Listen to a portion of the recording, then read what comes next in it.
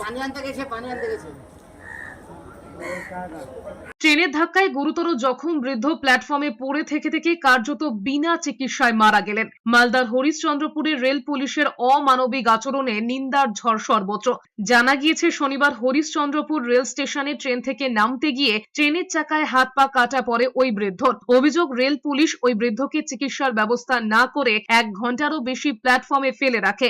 জল পর্যন্ত খেতে দেওয়া হয়নি বলে অভিযোগ। যাত্রীরা সাহায্য করতে এগিয়ে এলেও রেল পুলিশ লাঠি উঁচিয়ে তাড়িয়ে দিয়েছে বলে অভিযোগ। এরপর স্টেশনের মধ্যেই ছটফট করতে মারা যান ওই ব্যক্তি। হরিশ্চন্দ্রপুর রেলের জিআরপি ওরা নিজেরাই পরিচয় দিল আমরা জিআরপি আছি।